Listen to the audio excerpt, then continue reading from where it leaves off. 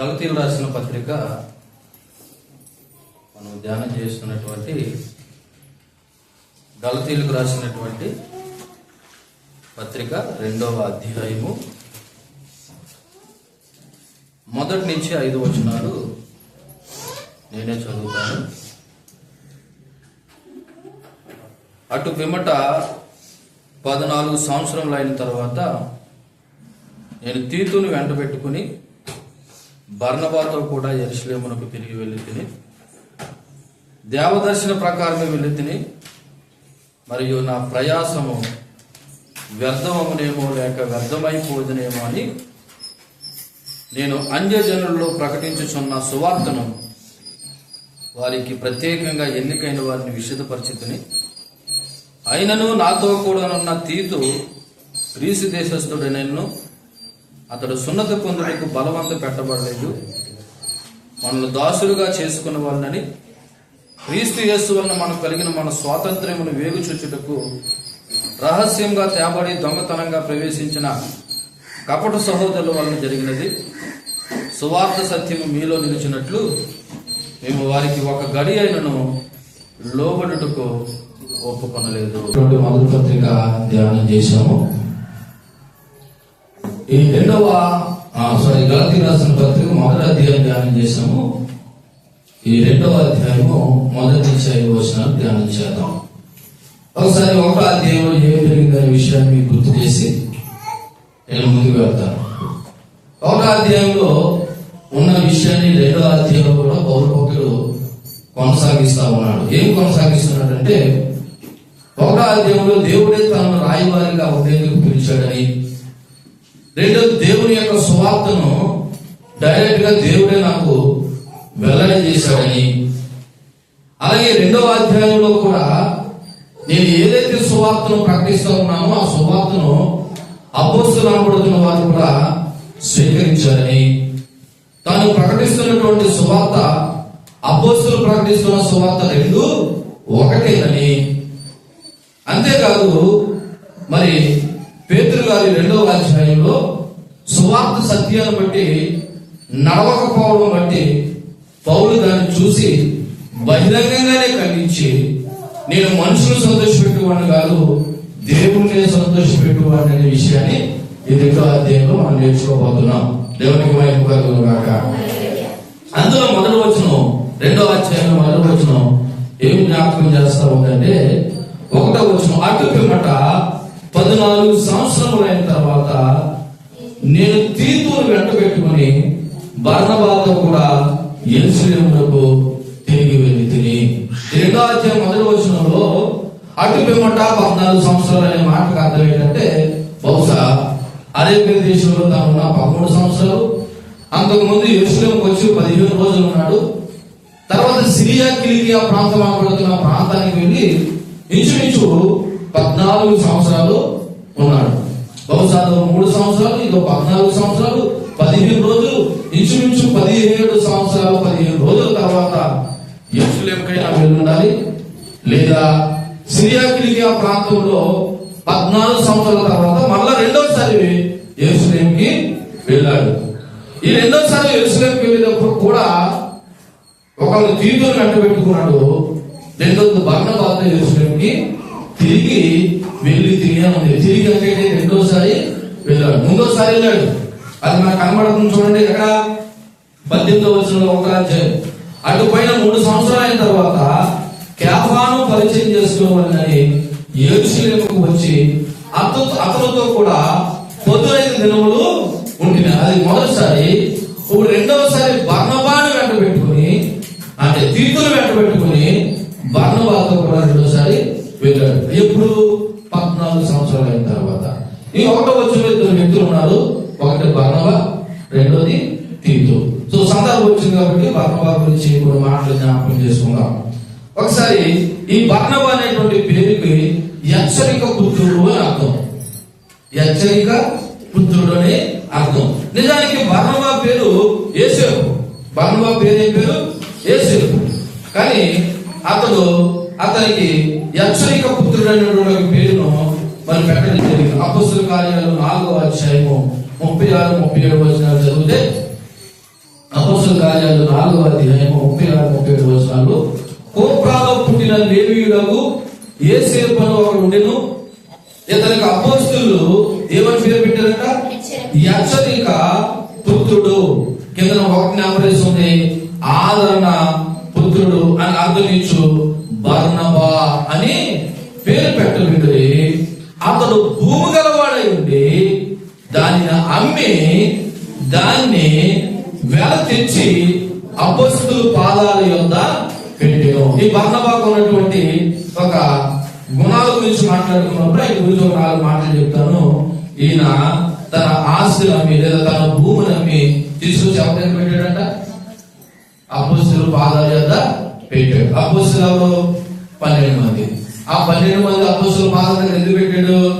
అపోస్తలులారా, ఈ డబ్బులు తీసుకుని మీ ఇల్లు పెట్టుకోండి, బంగ్లాలు పెట్టుకోవడం కాదు, ఇది నేను భూమి అమ్మి మీకు ఇస్తున్నది దేవుని పరిచర్యలో వాడండి అని. ఏ పరిచర్యలో? దేవుని పరిచర్యలో వాడండి అని. నిజానికి విశ్వాసంలో ఎదిగిన వారు దేవుని పరిచర్యకు వాళ్ళకున్న ఆస్తి అంతా అమ్మకపోయినా కనీసం అప్పుడప్పుడైనా తీసుకొచ్చి, అయ్యా ఈ 1000 రూపాయలు, ఈ 5000, ఈ 10,000 ఎక్కడ వాడండి? ఎక్కడ వాడండి? దేవుని పరిచర్యలో వాడండి అని ఇచ్చేవాళ్ళు ఉంటారు. అది అందరూ ఎవరు? అందుకే మేము ముందే చెప్పాను, విశ్వాసంలో ఎదిగిన వారు మాత్రమే ఆ విధంగా చేయగలుగుతారు. ఈ బర్నబా పడుతున్నటువంటి వ్యక్తి తన భూమిని అమ్మేసి ఆ వెల ఎంతైతే వచ్చిందో అది తీసుకొచ్చి అపోస్తలుల పాదాల మీద పెట్టాడు. ఈయన ఒక మంచి సహకారాన్ని చెప్పాలి. రెండవ ఇతని గురించి మాట్లాడుకుంటే అపోస్తలుల కార్యాలు 9వ అధ్యాయము 27వ వచనం కూడా ఒకసారి నేను చదువుతా ఉన్నాను. 9వ అధ్యాయం 27వ వచనంలో, అయితే బర్నబా అతనిని దగ్గరికి తీసి అపోస్తలుల యొద్దకు తోడుకుని వచ్చి అతడు త్రోవలో ప్రభువును చూసిననియు, ప్రభువు అతనితో మాట్లాడిననియు, అతడు దమస్కులో యేసు నామమును బట్టి ధైర్యంగా బోధించిననియు వారికి వివరంగా తెలియపరచెను. అంటే రెండో మాటకు అర్థం, రెండో నేను చదివిన వచనానికి అర్థం ఏంటంటే, సౌలు అనబడుతున్న వ్యక్తి ప్రభు దమస్కు మార్గంలో దర్శించిన తర్వాత ఇతను మార్పు చెందాడనే విషయం అపోస్తలులు ఎవరు నమ్మలేదు. నమ్మకపోతే బర్నబా అనబడుతున్న వ్యక్తి ఈ సౌలుని తీసుకెళ్లి అపోస్తలులకు పరిచయం చేసి ఏమని చెప్తున్నాడంటే, ఇతను నిజంగా మారు మనసు పొందాడని చెప్తున్నాడు. అంటే ఏంటో తెలుసా? ఈ ఊరికి మీరు భయపడకండి, ఒకప్పుడు సంఘాన్ని హింసించిన మాట వాస్తవమే. ఇప్పుడు ఏ సంఘాన్ని అయితే హింసించాడో అదే సంఘానికి భర్త అయినటువంటి యేసు ప్రభువుని దర్శించాడు కాబట్టి ఇతను మారు మనసు పొందాడు, ఇతను చేర్చుకోవడానికి మీరు భయపడకండి అని బర్నబాయే అపోస్తలులకి పౌలుకి మధ్య రాయబారాన్ని లేదా మధ్యత్వాన్ని లేకపోతే ఒక మంచి సహకారాన్ని ఎవరు అందించారన్నమాట? బర్నబా అందించాడు. మూడవది అపోస్తలుల కార్యాలు 12వ అధ్యాయము 25వ వచనాన్ని నేను చదువుతా ఉన్నాను. ఏమంటాయి? 25వ వచనంలో, బర్నబాయు సౌలును తమ పరిచర్య నెరవేర్చిన తర్వాత మార్కు అను మారు పేరుగా యోహాను వెంట పెట్టుకుని యెరూషలేము నుండి తిరిగి వచ్చేది. అంటే మూడోది ఏంటో తెలుసా? పౌలుతో పాటు బర్నబా కూడా పరిచర్య కొరకు పరిశుద్ధాత్మ చేత ప్రత్యేకించబడ్డాడు. దేని కొరకు? ప్రభు పరిచర్య కొరకు పరిశుద్ధాత్మ చేత ప్రత్యేకించబడ్డాడు. తర్వాత 4వది ఏంటంటే, వీళ్ళిద్దరూ కలిసి, ఎవరిద్దరూ? పౌలు బర్నబా కలిసి పరిచర్య చేశారు. మొదటి మిషనరీ యాత్ర అంతా వీళ్ళిద్దరూ కలిసి పరిచర్య చేశారు. తర్వాత రెండో మిషనరీ యాత్ర చేసినప్పుడు పౌలుకి బర్నబాకి చిన్నపాటి భేదప్రాయాలు వచ్చి పౌలునేమో శీలాన్ని వెంటబెట్టుకుని పోయాడు, బర్నబా ఏమో మార్పుని వెంట పెట్టుకుని ఎవరు పరిచర్యలు వాళ్ళు చేశారు తప్ప పరిచర్య మానుకోలేదు. దేవునికి మహిమ కలుగును గాక. సో ఇప్పుడు ఈ బర్నబా గురించి మాట్లాడుకుంటే ఒక సింగిల్ వర్డ్ లో ఈయన ఒక మంచి సహకారండి. దేనికి? దేవుని పరిచర్యకు, దేవుని సేవకులకి ఒక మంచి సహకారం. నిజంగా అతనికి పెట్టిన పేరుకు తగ్గ అర్థాన్ని ఒక మంచి ఆదరణ పుత్రుడుగా, హెచ్చరిక పుత్రుడిని మాట్లాడలేండి, ఆదరణ పుత్రుడుగా ఒక మంచి సహకారిగా ఈ బర్నబా ఉన్నాడు. మనము కూడా సేవకునికి, పరిచర్యకు, దేవుని పరిచర్యకు ఒక మంచి సహకారులుగా ఉండాలి. ఇకపోతే ఈ 2వ అధ్యాయం 1వ వచనంలో తీతు అనబడుతున్న వ్యక్తిని వెంట పెట్టుకుని వెళ్ళానని పౌలు అంటా ఉన్నాడు. ఈ తీతు గురించి మాట్లాడుకుంటే ఈయన గ్రీసు దేశస్థుడు, రెండోది అన్యుడు, మూడోది మారు మనసు పొంది యేసు క్రీస్తుని వెంబడిస్తున్నవాడు. ఎవరు? తీతు. ఈయన అన్యుడు అంటే యూదుడు కానివాడు. రెండోది ఈయన గ్రీసు దేశస్థుడు. మూడోది మారు మనసు పొంది యేసు క్రీస్తును వెంబడిస్తున్నవాడు. ఇతని గురించి కూడా 2 కొరింథీయులకు రాసిన పత్రిక 2వ అధ్యాయం 13వ వచనంలోను, 7వ అధ్యాయం 6వ వచనంలోను, 13 నుంచి 14, 8, 16లోను, అలాగే 12, 18లో కూడా ఉంది. అయితే తీతు గురించి సింపుల్ గా అర్థం చేసుకుంటే ఈయన మారు మనసు పొంది క్రీస్తును వెంబడిస్తున్న ఒక అన్యుడు, గ్రీసు దేశస్థుడు. కాబట్టి ఈ 2వ అధ్యాయం 1వ వచనం నుండి మనం నేర్చుకోవలసిన కొన్ని విషయాలు జ్ఞాపకం చేస్తే, అందులో మొదటిది సహవాసము మరియు జవాబుదారితనము యొక్క ప్రాముఖ్యత, ఐక్యత. ఏంటి? ఈ 2వ అధ్యాయం 1వ వచనం మనం నేర్చుకోవాల్సింది ఐక్యత. ఏంటి ఐక్యత? ఏ విధంగా ఐక్యత తెలుసా? ఒకటి యూదుడు అనబడుతున్నటువంటి బర్నబాని తీసుకెళ్ళాడు, రెండోది అన్యుడు అనబడుతున్నటువంటి తీతును తీసుకెళ్ళాడు. అప్పటికే ఈ గలతీయులకు రాసినటువంటి పత్రిక 1వ అధ్యాయంలో మనం ఏమిస్తున్నామంటే, కొంతమంది అబద్ధ బోధకులు వచ్చి రక్షణ అనేది కేవలం విశ్వాసం ద్వారా కాదు, క్రియల ద్వారాను సున్నతి పొందడం ద్వారాను కలుగునేటువంటి ఒక అబద్ధ బోధ ఏదైతే ఉందో ఆ అబద్ధ బోధను ఖండించడానికి గాను పౌలు భక్తుడు యూదుడు అనబడుతున్న బర్నబాను తీసుకెళ్తున్నాడు, ఒక అన్యుడు అనబడుతున్న తీతును కూడా తీసుకెళ్తున్నాడు. మరి యూద మతాచారం ప్రకారం చెప్పుకుంటే ఇప్పుడు తీతు కూడా ఏం చేయాలంటే సున్నతి చేయాలి. కానీ సున్నతి చేయకుండానే వీళ్ళిరువురిని యెరూషలేము తీసుకెళ్తున్నాడు. అంటే వీళ్ళిరువురి మధ్య ఏముందని చెప్పాలి? ఐక్యత ఉంది, సహవాసం ఉంది. ఐక్యత ఉంది, సహవాసం ఉంది. రెండోది, అన్యుడైన తీతును చేర్చుకోవడం ద్వారా యూదులు మరియు అన్యులు అనే భేదం లేకుండా క్రీస్తు రక్తంలో అందరూ ఒకటే అని వాక్యము బోధిస్తుంది. రెండోది, దేవుని యొక్క సమయం కొరకు వేచి ఉన్నాడు. మరలా జ్ఞాపకం చేస్తున్నాను, 2వ అధ్యాయము 1వ వచనంలో మనం నేర్చుకున్నటువంటి 3 మాటలు సహోదరుల మధ్య ఐక్యత, సహవాసము. రెండోది, అన్యుడైన తీతును చేర్చుకోవడం ద్వారా యూదులు మరియు అన్యులు అనే భేదం లేకుండా క్రీస్తు రక్తంలో అందరూ ఒకటే అనేటువంటి విషయం కూడా మనకి బోధిస్తూ ఉంది. మూడోది, 14 సంవత్సరాల తర్వాత పౌలు భక్తుడు మరలా నేను యెరూషలేముకి వెళ్ళలేదనే మాటను బట్టి దేవుడు చెప్పే సమయం కొరకు పౌలు భక్తుడు ఏం చేశాడంటే వేచి చూచాడు. అంటే దేవుడు చెప్తేనే కానీ తాను వెళ్ళలేదు. అంటే ఇక్కడ దేవుని చిత్తానికి పౌలు ఏమయ్యాడంటే లోబడి ఉన్నాడు. దేవునికి మహిమ కలుగును గాక. 2వ వచనం చదువుదాం. గలతీయులకు రాసిన పత్రిక 2వ అధ్యాయం 2వ వచనం. దేవదర్శన ప్రకారమే వెళ్ళి తిని మరియు నా ప్రయాసము వ్యర్థమవునేమో లేక వ్యర్థమైపోనిదేమో అని నేను అన్యజనుల్లో ప్రకటించుచున్న సువార్తను వారికిని ప్రత్యేకంగా ఎన్నికైన వారికిని విశదపరిచితిని. ఇప్పుడు 2వ వచనంలో తను ఏం చెప్తున్నాడో తెలుసా? నేను పని పాట లేకుండా వెళ్ళలేదు, దేవ దర్శనం ప్రకారమే. అంటే తెలుసా, దేవుడు వెళ్ళమంటేనే కానీ నేను వెళ్ళలేదు అని చెప్తున్నాడు. అంటే తన సొంత వ్యక్తిగత పని మీద నేను వెళ్ళలేదు, దేవుడు వెళ్ళమంటేనే నేను వెళ్ళాను అని చెప్తున్నాడు. అది కూడా ఎందుకు వెళ్ళాడంట? ఒకటి, అన్యజనుల్లో నేను ప్రకటిస్తున్న క్రీస్తు సువార్తను వారికి అనగా ఎన్నిక కాబడిన వారికి వివరించి చెప్పడానికి. రెండోది, ఇదివరకే నేను ప్రయాసపడుతున్న ప్రయాస వృధా కాకుండా అనగా అపోస్తులు పౌలు చెబుతున్న సువార్తను గాను ఒకవేళ వ్యతిరేకించి ఖండిస్తే ఇప్పుడు ఇతడు అన్యజనుల మధ్య చేస్తున్న పరిచర్యకు అది గొడ్డలు పెట్టు అవుతుంది. అంటే ఇప్పుడు నిజానికి అపోస్తులు కానీ పౌలు చెప్తున్న సువార్తకి ఏకీభవించలేదనుకో, ఇప్పుడు పౌలు సువార్త వేరైపోద్ది, అపోస్తుల సువార్త వేరైపోద్ది. ఇప్పుడు ఈ 14 సంవత్సరాల్లో తన పడ్డ ప్రయాసం ఏమవుతుంది? వ్యర్థమైపోతాదేమో అని వారితో ఏకాంతంగా కూర్చుని తను ఏ రకమైన సువార్తను ప్రకటిస్తున్నాడు అన్నది పౌలు అపోస్తులకి వివరించి చెప్పాడు. అంటే పౌలుకి ప్రకటిస్తున్న సువార్త క్రీస్తు సువార్త కాదని తెలియక కాదు, తాను కూడా క్రీస్తు సువార్తనే ప్రకటిస్తున్నానని ఎవరు చెప్పడానికి వెళ్ళాడు?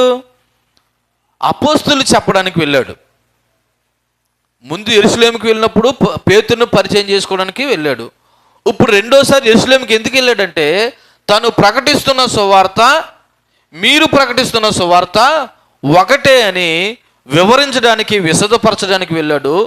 రెండోది వాళ్ళతో ఏకాంతంగా కూర్చుని మాట్లాడాడంట. దేవునికి మహిమ కలుగును గాక. మరలా జ్ఞాపకం చేస్తున్నాను ఈ 2వ వచనాన్ని. పౌలు వ్యక్తిగత పని మీద యెరూషలేముకి వెళ్ళలేదు, దేవుడు వెళ్ళమంటేనే వెళ్ళాడు. అది కూడా ఎందుకు వెళ్ళాడంటే అన్యజనుల్లో పౌలు ప్రకటిస్తున్నటువంటి సువార్త వాళ్ళు వివరించి చెప్పడానికి వెళ్ళాడు. రెండోది తను పడుతున్న ప్రయాస వ్యర్థం కాకున్నట్లు వారితో ఏకాంతంగా కూర్చుని డిస్కషన్ చేసి నేను ప్రకటిస్తున్న సువార్త మీరు ప్రకటిస్తున్న సువార్త ఒకటే అని చెప్పడానికి వెళ్ళాడు అనే విషయాన్ని జ్ఞాపకం చేస్తున్నాడు. ఈ 2వ వచనం నుంచి మనం నేర్చుకోవలసిన విషయాలు ఏంటంటే చూడండి, పౌలు నాయకత్వానికి లోబడి వారితో ఐక్యత మరియు సువార్త స్పష్టత అవసరాన్ని వారికి తెలియజేస్తున్నాడు. నిజానికి పౌలు పిలిచింది ఎవరు? దేవుడే. కాబట్టి తన సువార్త తను చెప్పుకుంటూ పోవచ్చు. యెరూషలేములో ఉన్న అపోస్తుల దగ్గరికి ఎందుకు వెళ్ళాలంటే వాళ్ళు ఆ రోజున సంఘానికి ఒక పెద్దలుగాను మూల స్తంభాలుగా ఉన్నారు. ఇప్పుడు వాళ్ళ దగ్గరికి వెళ్ళి చెప్పడం ద్వారా వారి నాయకత్వానికి లోబడుతున్నాడు. రెండోది సువార్త యొక్క సత్యాన్ని లేదా స్పష్టతను వాళ్ళకి తెలియపరుస్తున్నాడు. అంటే దీన్ని బట్టి మనం నేర్చుకోవాల్సిన విషయం తెలుసా? ఎంతటి వారైనా నాయకత్వానికి లోబడాలి. నువ్వు సంఘంలో ఏ స్థాయి వాడైనా, ఏ స్థితిలో వాడివైనా, ఒకవేళ సేవకునికైతే సేవకునికి, ఆత్మీయులకైతే ఆత్మీయులకి, అన్నిటికంటే ముఖ్యంగా దేవుడికి మనం ఏమవ్వాలి? లోబడాలి. రెండోది తాను వ్యర్థంగా పరిగెత్తడం పట్ల పౌలుకున్న ఒక ఆందోళన ఏదైతే ఉందో అది దేవుని ఉద్దేశము మరియు సత్యము నిర్ధారించే ప్రయత్నాలు కనబడుతున్నాడు. అయ్యలారా, నేను వ్యర్థంగా ప్రయాసపడట్లేదు, నేను దేవుని యొక్క సువార్తను దేవుడు చెప్పినట్టుగానే నేను ప్రకటిస్తూ ఉన్నాను అని తను చెప్పే ప్రయత్నం చేశాడు. మూడోది గుర్తింపు పొందిన నాయకులతో సంప్రదించడం ద్వారా పౌలు గౌరవము మరియు పరిచర్యలో జవాబుదారీతనం ప్రకటిస్తున్నాడు. జవాబుదారీతనం అంటే తెలుసా? నేను చేస్తున్న పరిచర్యకు ఒక అకౌంటబిలిటీ అంటే ఏంటో తెలుసా? ఇప్పుడు ఉదాహరణకి సామెతల గ్రంథంలో ఉంటుంది, నాయకుడు లేని జనులు చెదిరిపోవుదురు, ఆలోచనకర్తలు అనేకులు ఉండుట శ్రేయస్కరం అని ఉంటుంది. ఉదాహరణకి నా వైపు చూడండి, మీకు చెప్పేవాడు నాయకుడు లేడు అనుకుందాం, మీరు నచ్చినట్టుగా ఏం చేసుకుంటూ పోతారు? చేసుకుంటూ పోతారు, చెప్పుకుంటూ పోతారు. అలా కాకుండా మిమ్మల్ని సరిచేయడానికి, బుద్ధి చెప్పడానికి ఒక నాయకుడు ఉన్నారనుకోండి, మీకు ఒక భయం కలుగుతుంది. నేను ఏ తప్పు చేసినా, నేను సరిగా చెప్పకపోయినా నన్ను అడిగేవాళ్ళు ఒకరు ఉన్నారు అనేది. అలాగే పౌలు కూడా దైవ దర్శనం ప్రకారము దేవుడు తనకు సువార్తను ప్రకటించినా, నేను ప్రకటిస్తున్న సువార్త మీరు ప్రకటిస్తున్న సువార్త ఒకటే అని ఏకాంతంగా వారితో మాట్లాడడం ద్వారా పౌలు భక్తులు ఏం తెలియపరుచున్నా తెలుసా? ఒకటి, వాళ్ళ నాయకత్వానికి లోబడుతున్నాడు. రెండోది తను పడుతున్నటువంటి సువార్త యొక్క ఉద్దేశాన్ని వాళ్ళకి నిర్ధారించే ప్రయత్నం చేస్తున్నాడు. మూడోది జవాబుదారీతనం కలిగి ఉన్నాడు. ముఖ్యంగా నాలుగోది అన్యుల పట్ల పౌలు సువార్త యొక్క సందేశం యొక్క సంస్కృతిని అలాగే సమగ్రతను కాపాడుతూ ఉన్నాడు. అంటే ఏంటో తెలుసా?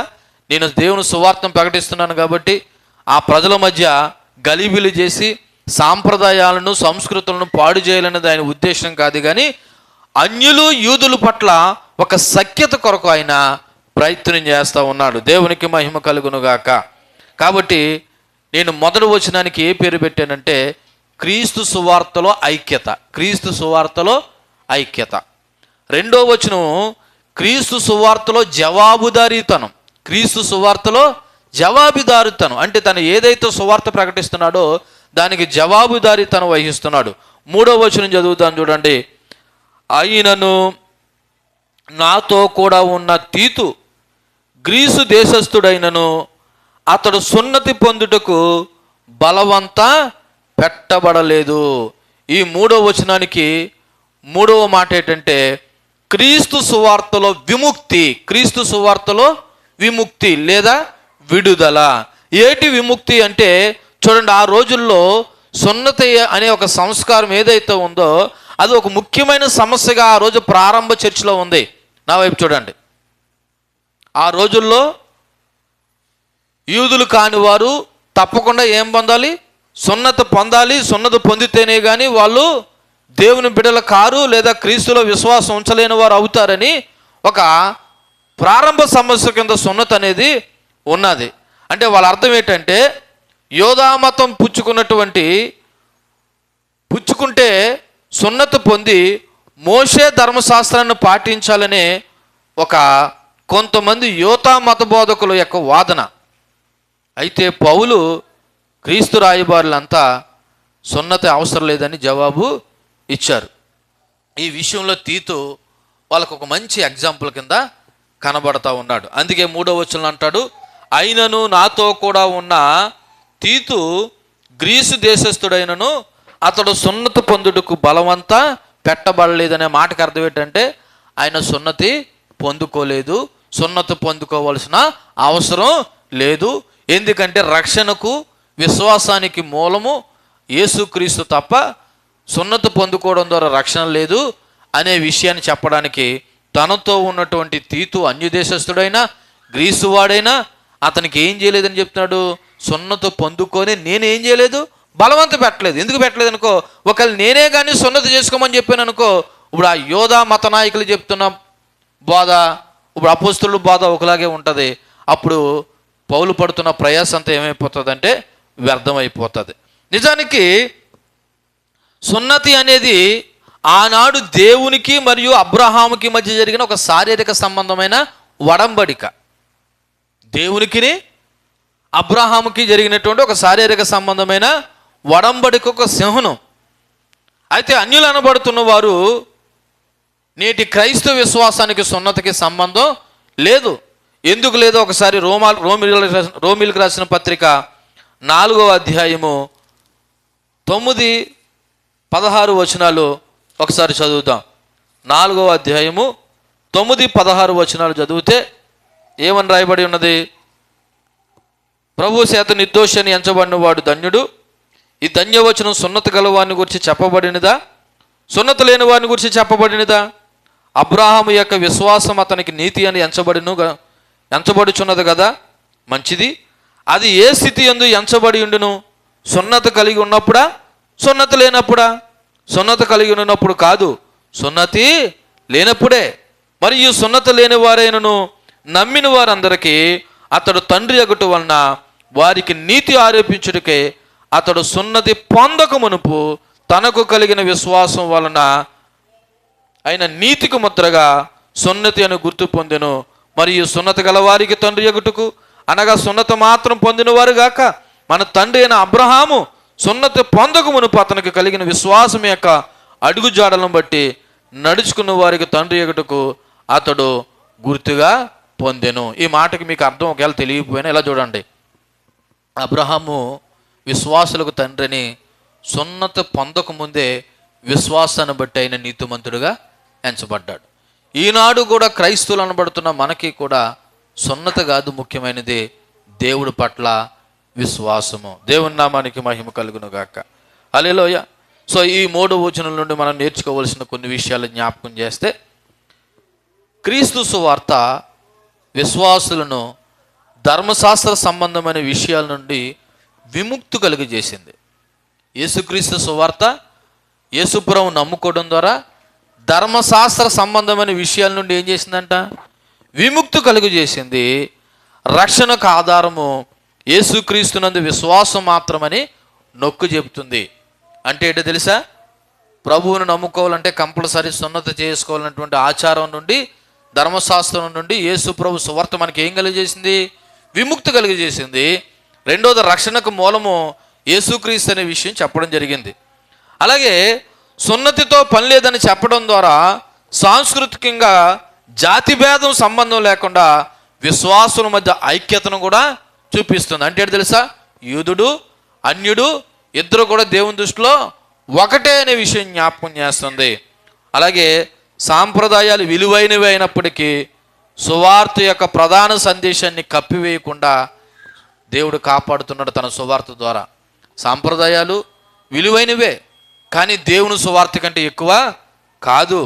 అలాగే సున్నతికి సంబంధించిన భక్తుడికి పౌలు లొంగకపోవడం ద్వారా సువార్త సత్యములో దృఢంగా నిలబడడం జరిగింది. దీనిలో సువార్త సత్యములో దృఢంగా నిలబడడం జరిగింది.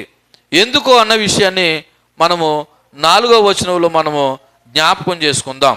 ఒకసారి మరలా 3వ వచనంలో ఉన్న విషయాన్ని జ్ఞాపకం చేస్తున్నాను. నాతోనున్న క్రీస్తు దేశస్థుడైనటువంటి తీతు సున్నత పొందుటకు నేను బలవంతము పెట్టలేదు. ఎందుకు పెట్టలేదంటే సున్నత వలన రక్షణ లేదు, కేవలం యేసుక్రీస్తునందు విశ్వాసం ద్వారా మాత్రమే రక్షణ అనే విషయాన్ని తెలియపరచడానికి తీతును వెంట పెట్టుకుని పౌలు భక్తుడు ఎక్కడ తీసుకెళ్ళాడంటే యెరూషలేముకి తీసుకెళ్ళాడు. 4వ వచనం చదువుదాం. 2వ అధ్యాయం 4వ వచనం.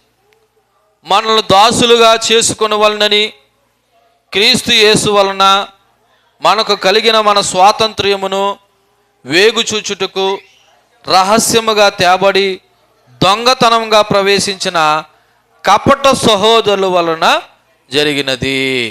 ఇప్పుడు కారణం చెప్తున్నాడు. గలతీ సంఘంలో ఈ అబద్ధ బోధ ఏ విధంగా ప్రవేశించింది, ఎవరి ద్వారా ప్రవేశించింది, దాని కొరకు ఏమి జరిగిందనే విషయాన్ని జ్ఞాపకం చేస్తున్నాడు. ఒకసారి చాలా జాగ్రత్తగా ఆలకించండి. కపట సహోదరులు అని ఒక మాట వాడడం జరిగింది.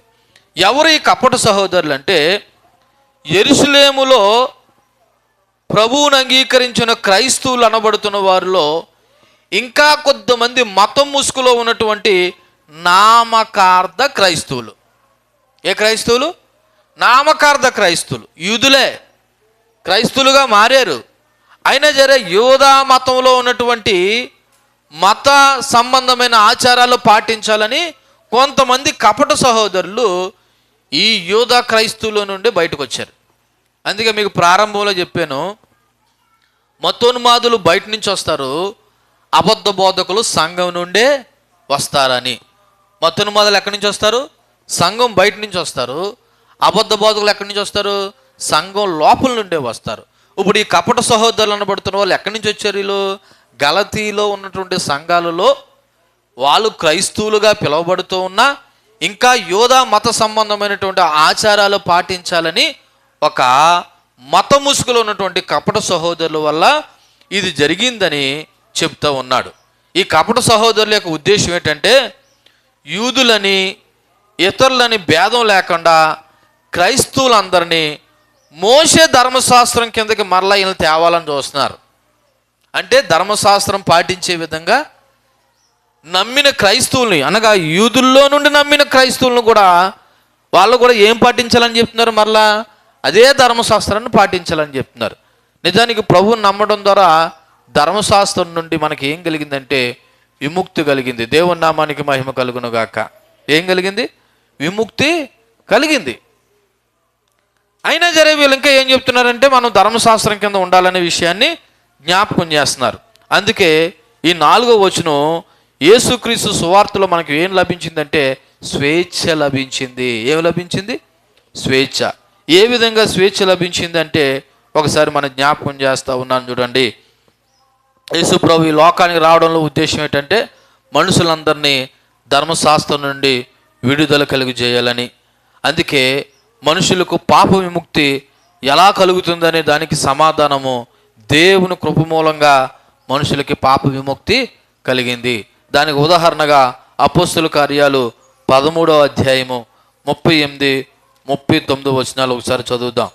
అపోస్తుల కార్యాలు 13వ అధ్యాయము 38, 39 వచనాలు నేనే చదువుతున్నాను. కాబట్టి సహోదరులారా, మీకు ఈయన ద్వారానే పాప క్షమాపణ ప్రచురమగుచున్నదనియు మీరు మోషే ధర్మశాస్త్రం వలన ఏ విషయంలో నీతిమంతులుగా తీర్చబడలేకపోతురో ఆ విషయములన్నిటిలో విశ్వసించు ప్రతి వాడును ఈయన వలననే నీతిమంతుడిగా తీర్చబడిననియు మీకు తెలియనుగాక. అంటే ఇప్పుడు నీతిమంతుడు ఎవరి ద్వారానో? ధర్మశాస్త్రం వల్ల కాదు, యేసుక్రీస్తు ద్వారా మనము నీతిమంతులుగా తీర్చబడుతున్నామనే విషయాన్ని జ్ఞాపకం చేస్తున్నాడు. కానీ ఈ కపట సహోదరులు ఏం చెప్తున్నారంటే, వాళ్ళు మోషే ధర్మశాస్త్రంలో ఉంటేనే మనకి రక్షణ అనే విషయాన్ని వాళ్ళు గుర్తు చేస్తున్నారు. కాబట్టి చట్టబద్ధమైన పద్ధతులను విధించడానికి అన్నట్టుగా కపట సహోదరులు ప్రయత్నం చేస్తే, కానీ ప్రారంభ సంఘం ఈ పోరాటాన్ని, ఈ సవాల్ని ఎదుర్కొని యేసుక్రీస్తు ద్వారా వచ్చిన స్వేచ్ఛను మరలా బానిసలుగా చేయడానికి ఈ కపట సహోదరుల యొక్క కబంధ హస్తాల నుండి, బంధకాల నుండి ప్రారంభ సంఘం ఏం చేసుకున్నదంటే విడుదల పొందింది. అంటే దీన్ని బట్టి మనం నేర్చుకోవాల్సిన విషయం తెలుసా? తప్పుడు బోధను ప్రారంభంలోనే మనం ఏం చేయాలి తెలుసా? గ్రహించి ఆ తప్పుడు బోధ నుండి పక్కకి వెళ్ళిపోవాలి. మన పక్కనే ఉన్న ఆ గ్రామంలో ఒక సంఘంలోకి డినామినేషన్ పేరు చెప్పకూడదు కానీ వాళ్ళని తీసుకొచ్చి సభలు పెడతానన్నారంట. ఆ పాస్టర్ గారు, మీరు సభలు పెట్టుకునేలాగా ఉంటే నన్ను పాస్టర్గా ఉంచుకోకండి, ఎందుకంటే వాళ్ళంతా వచ్చి బలపరిచేలాగా ఉంటే నేను ఈ లెక్కను మిమ్మల్ని బలపరచడం లేదు కదా అని అన్నాడంట. ఎందుకు ఆయన ఆ మాట అనడంలో ఉద్దేశం ఏంటంటే, వాళ్ళు అబద్ధ బోధకు చెందిన డినామినేషన్, వాళ్ళని తీసుకొచ్చి సభలు పెడదాం అనుకున్నారంటే ఎవరు పెడదాం అనుకున్నారు? సంఘములో ఉన్న పెద్దలు. ఇప్పుడు సంఘానికి వాక్యం తెలిస్తే ఏది అబద్ధ బోధో ఏది నిజమైన బోధో అర్థం అవుతుంది. పాప మా పాస్టర్ గారిని పెట్టుకోవడం వల్ల ఆయన చేసేది ఏమి లేక ఆ పెద్దలతో ఈ మాట మాట్లాడాడంట. ఎందుకంటే అబద్ధ బోధను ప్రారంభంలో మనం గ్రహించకపోతే, చూడండి, ఏదైనా ఒక చిన్న పుండు ఏదైనా ఉందనుకో, అది ప్రారంభంలో దాన్ని మానపకపోతే అది పెద్దదై ఏమవుతుంది? సెప్టిక్ కింద మారి కొన్నిసార్లు కాలు చెయ్యో తీసివేయాల్సి వస్తుంది. అబద్ధ బోధ కూడా అంత ప్రమాదకరమైనది. సో ఈ 4వ వచనంలో పౌలు భక్తుడు అదే చెప్తున్నాడు. ఏమని చెప్తున్నాడో తెలుసా? ఇదిగో మనల్ని దాసులుగా చేసుకున్న వాళ్ళని, అంటే మనల్ని బానిసలుగా చేసుకున్న వాళ్ళని, క్రీస్తు యేసు వలన మనకు కలిగిన మన స్వాతంత్ర్యాన్ని వేగుచూచుటకు రహస్యంగా తేబడి దొంగతనంగా ప్రవేశించారు. దొంగతనంగా వచ్చాడంటే వాడు ఒరిజినలా డూప్లికేట్. దొంగతనంగా ప్రవేశించిన కపట సహోదరుల వల్ల ఇది జరిగింది అంటున్నాడు. కాబట్టి సంఘము, సేవకులు తప్పుడు బోధ పట్ల అవగాహన కలిగి ఉండాలి, జాగ్రత్త వహించాలి. అలాగే క్రీస్తుని విశ్వాసం నుండి లభించిన స్వేచ్ఛను అర్థం చేసుకుని సంఘమైన మనము యేసుక్రీస్తు నుండి లభించిన స్వేచ్ఛను అర్థం చేసుకుని దాన్ని గౌరవించాలి. దాన్ని ఆధ్యాత్మికంగా కూడా ఇంకా మనము స్వేచ్ఛగా ముందుకు తీసుకెళ్ళాలి. అంతేకాదు సహవాసంలో, వివేచన మరియు సువార్తలో స్థిరంగా నిలబడాలి. ఎలాగా? సహవాసంలో వివేచన కలిగి ఉండాలి, అలాగే సువార్తలో కూడా స్థిరంగా నిలబడాలి. ఎందుకు ఈ మాట చెప్తున్నానంటే, ఇలా చూడండి, సిహెచ్ స్పర్జన్ గారు అనబడుతున్నటువంటి ఒక భక్తుడు ఇలాగ చెప్పాడు తన రాసిన పుస్తకంలో. ఒక అట్లాంటిక్ ప్రాంతానికి చెందిన ఒక బానిస స్త్రీ ఆమె గురించి ఒక ఇంగ్లాండ్ స్త్రీ అంటుందంట, ఈమెను నా దేశాన్ని తీసుకెళ్ళిపోయి స్వేచ్ఛ ప్రసాదించాలనుకుంటున్నానని చెప్పిందంట. ఆ మాట చెప్పే సమయానికి ఆ స్త్రీ ఎక్కడుందంటే ఒక ఓడలో ఉంది. ఎక్కడుంది? ఓడలో ఉంది. ఇంగ్లాండ్ స్త్రీ ఏమంటుంది? ఆ బానిస స్త్రీని చూసి, ఈమెను నా దేశాన్ని తీసుకుపోయి ఏం ప్రసాదించాలనుకుంటున్నాను? స్వేచ్ఛ. అంటే ఆమె బానిసత్వం బ్రతుకుతుంది అన్నప్పుడు ఆ ఓడ కెప్టెన్ అన్నాడంట, ఆల్రెడీ ఆమెకి స్వేచ్ఛ లభించింది అన్నాడంట. ఎలాగా అని అడిగిందంట. ఎలాగా చెప్పమంటారా? ఆమె ఉన్న ప్రాంతం నుండి అప్పుడే ఆమె ఏ ఓడ ఎక్కింది తెలుసా? ఇంగ్లాండ్ దేశానికి చెందిన ఓడ ఎక్కింది. అంటే ఇంగ్లాండ్ దేశానికి చెందిన ఓడ ఎక్కిందంటే ఆల్రెడీ ఆమెకి ఏమొచ్చేసింది? అప్పుడే స్వేచ్ఛ వచ్చేసిందని చెప్తున్నాడు. నువ్వు ఇంగ్లాండ్ దేశానికి తీసుకెళ్ళక్కర్వద్దు, ఆమె ఓడలో ప్రవేశించినప్పుడే ఆమెకి ఏమొచ్చింది? స్వేచ్ఛ వచ్చిందని చెప్తున్నాడు. అంటే దీని అర్థం ఏంటో తెలుసా? నువ్వు లోకంలో నుండి యేసుక్రీస్తులోకి వచ్చినప్పుడే నీకేమొచ్చిందో తెలుసా? స్వేచ్ఛ వచ్చింది. లోక బంధకాల నుండి, ధర్మశాస్త్ర సంబంధమైనటువంటి ఆచారాల నుండి క్రైస్తవులకు ఏమొచ్చిందంటే స్వేచ్ఛ వచ్చిందనే విషయం మనము జ్ఞాపకం చేసుకోవాలి. కానీ అబద్ధ బోధకులు వచ్చి మరలా ఏం చెప్తున్నారు? ఈ స్వేచ్ఛను భగ్నం చేసి మరలా మోషే ధర్మశాస్త్రం ప్రకారం బానిసలుగా బ్రతకాలనే విషయాన్ని జ్ఞాపకం చేస్తున్నారు. పౌలు భక్తుడు దాన్ని ఖండించడం జరిగింది. తర్వాత క్రీస్తు యేసునందున్న స్వేచ్ఛను మనము 4 విధాలుగా మెరుగుపరుచుకోవాలి. అది ఏ విధంగా అంటే, ఒకటి, క్రీస్తు మనల్ని నడిపించిన లేదా విడిపించిన స్వేచ్ఛలో స్థిరంగా ఉండాలండి. ఎలా ఉండాలండి? మనం ఏదైతే బోధన మనం కలిగి ఉన్నామో ఆ బోధలో మనం ఎలా ఉండాలా? స్థిరంగా నిలబడాలి. మరలా బానిసత్వంలో మనము చిక్కుకోకూడదు. నువ్వు బానిసత్వంలో ఎప్పుడు చిక్కుంటావు తెలుసా? ఇందాక మాట్లాడుకున్నట్టు లోక సంబంధమైన ఆచార వ్యవహారాలు పాటిస్తే నువ్వు మరలా ఏ బ్రతుకు బ్రతుకుతున్నావు అని అర్థం? బానిస బ్రతుకు బ్రతుకుతున్నావు అని అర్థం. రెండోది, దేవుడిచ్చిన స్వేచ్ఛను దుర్వినియోగం చేసుకోకూడదండి. దేవుడిచ్చిన స్వేచ్ఛను మనం ఏం చేయకూడదు? దుర్వినియోగం చేసుకోకూడదు. ఎలాగా? కొరింథీయులు రాసినటువంటి మొదటి పత్రిక 6వ అధ్యాయము 12వ వచనంలో చెప్పబడినట్లు, 6వ అధ్యాయం 12వ వచనంలో, అన్నిటి యందు నాకు స్వాతంత్రం కలదు కానీ అన్నియు చేయదగనవి కావు అంటాడు. అన్నిటి యందు ఆయనకి ఏముందంట? స్వేచ్ఛ ఉందంట. కానీ స్వేచ్ఛ ఉందని చెప్పి అన్నీ చేసేవి కావు, కొన్ని చేయకూడను కూడా ఉన్నాయి. కాబట్టి క్రైస్తవులు అనబడుతున్న మనము దేవుడిచ్చిన స్వేచ్ఛను ఏం చేసుకోకూడదంటే దుర్వినియోగం చేసుకోవద్దు. తర్వాత దేవుడిచ్చిన స్వేచ్ఛను మనం మెరుగుపరుచుకోవాలి. రోజు ఏం చేసుకోవాలి? దేవుడిచ్చిన స్వేచ్ఛను మెరుగుపరుచుకోవాలి. అనగా దేవుని యొక్క ఆత్మలో లేదా విశ్వాసంలో ఎదుగుతూ ఉండాలి. 4వది, దేవుడిచ్చిన స్వేచ్ఛను ఇతరులకు కూడా తెలియపరచాలి. అంటే ఏంటి తెలుసా? ప్రభువుని నమ్ముకున్న తర్వాత నాకు పాపం నుండి విడుదల కలిగింది, స్వేచ్ఛ కలిగింది, నా బ్రతుకు మారిందని ఎవరికి చెప్పాలంట? ఇతరులకి. అనగా ఇంకా ప్రభువుని నమ్ముకోలేని వారికి చెప్పే ప్రయత్నం మనము చేయాలి. ఇది 4వ వచనం నుండి మనం నేర్చుకున్న విషయాలు. చివరగా 5వ వచనం చదివి మనం ముగించుకునే ప్రయత్నం చేద్దాం. 5వ వచనం, సువార్త సత్యము మీ మధ్యన నిలిచినట్లు మేము వారికి ఒక్క గడి అయినను లోబడుటకు ఒప్పుకొనలేదు.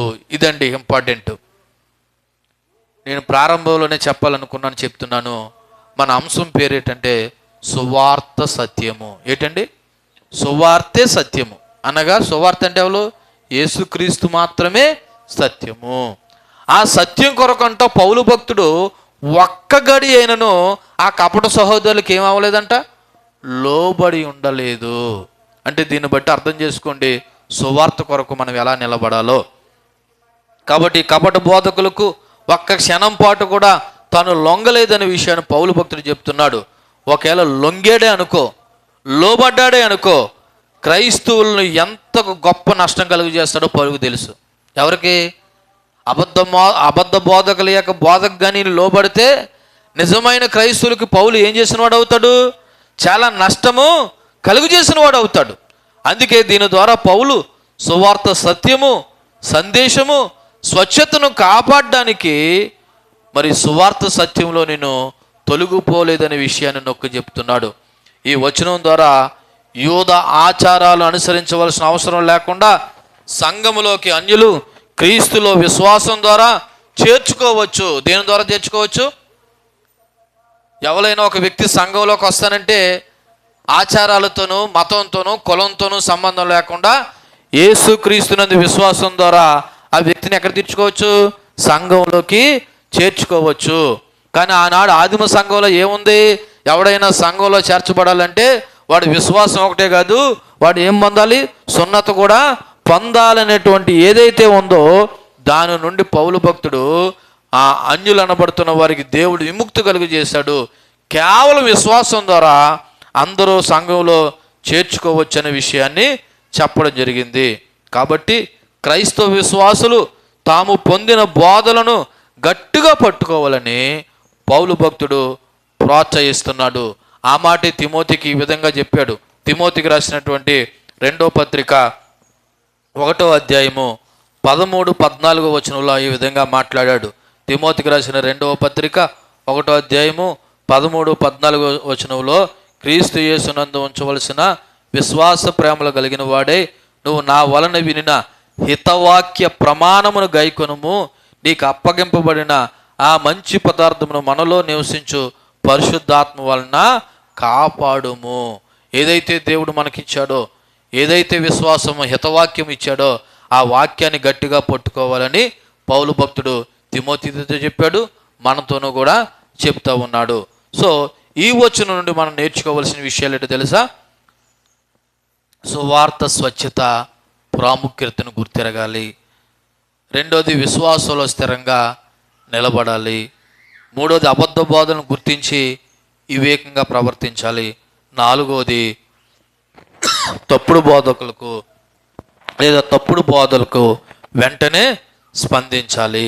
వెంటనే స్పందించకపోతే ఒక సామెత ఈ విధంగా ఉంది: నిజము చెప్పులు వేసుకుని బయటకు వచ్చే లోపు, అనగా గడప దాటే లోపు అబద్ధం ఊరంతా ఏం చేసిందంట? చెప్పుకుని వచ్చేసిందంట. ఒకవేళ అబద్ధ బోధల విషయంలో కూడా నువ్వు స్పందించకపోయి నువ్వు వెంటనే జాగృతం కాకపోతే ఒక రోజున అబద్ధమే నిజం అవుతుంది, నిజమే అబద్ధం అవుతుంది అన్నట్టుగా ప్రజల్లో ఉంటుంది. కానీ ఎప్పటికీ సత్యమే నిలుస్తుంది. కానీ క్రైస్తవ విశ్వాసిగా నువ్వు నేను మాత్రం చాలా వివేకం కలిగి మనం ఏం చేయాలంటే ప్రవర్తించాలి. ఇంతవరకు చెప్పిన వాక్యాన్ని ఒకసారి మరలా మీకు గుర్తు చేసి నేను ముగిస్తాను. ఈ మొదటి 5 వచనాల్లో నుండి, మొదటి వచనంలో నుండి ఏమి చెప్పదలుచుకున్నాడంటే పౌలు భక్తుడు క్రీస్తు యొక్క సువార్తలో ఐక్యత ముఖ్యమని చెప్తున్నాడు. ఏ ముఖ్యము? ఐక్యత ముఖ్యము. అందుకే యూదుడైనటువంటి ఎవరిని? బర్నబాని, అన్యుడైనటువంటి తీతుని వెంటబట్టుకుని ఎక్కడికి వెళ్ళాడు? యెరూషలేములోకి వెళ్ళాడు. 2వ వచనం నుండి ఏం నేర్పుతున్నాడంటే క్రీస్తు సువార్తలో జవాబుదారీతనం ముఖ్యమంటున్నాడు. అంటే పౌలు భక్తుడు యెరూషలేముకి ఎందుకు వెళ్ళిన విషయాన్ని అక్కడ తెలియపరుస్తూ, నేను ఏదైతే సువార్త ప్రకటిస్తున్నానో ఆ సువార్త క్రీస్తు సువార్తతో లేదా మీరు ప్రకటిస్తున్న సువార్త ఒకటే అని ఒక జవాబుదారీతనం కలిగి ఉన్నాడు. మూడోది 3వ వచనం నుండి యేసుక్రీస్తునందు మనకి ఏం కలిగిందంటే విముక్తి కలిగింది. ఏం కలిగింది? విముక్తి కలిగింది అన్న విషయాన్ని బట్టి తీతుని ఎగ్జాంపుల్గా చెప్తున్నాడు. తీతు అన్యుడైనా ఆయన సున్నత పొందుకోవలసిన పని లేదు, అనగా ధర్మశాస్త్రం ప్రకారం లేదా ధర్మశాస్త్ర సంబంధమైన క్రియలు కలిగి ఉండవలసిన అవసరం లేదని, క్రీస్తు సువార్తలో విముక్తి ఉందని చెప్పాడు.